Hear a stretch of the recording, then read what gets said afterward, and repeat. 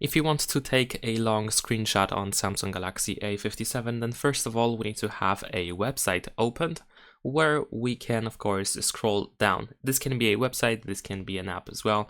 So let's say in my example I'm gonna open this Google Feed page.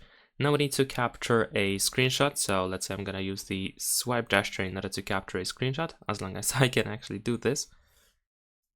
Let's see. Alright. Now over here at the bottom, we should be able to use these arrows that we have at the bottom of the screen, in the bottom left corner to be precise. And then we can of course keep tapping in order to keep scrolling down. You can also press and hold your finger, and as long as you keep holding, you can keep scrolling down all the way until you reach the area that you want to capture.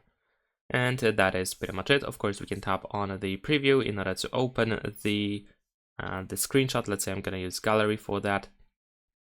There we go. We can of course zoom in, and we can of course scroll down over here, and that is pretty much it. Leave a like and subscribe.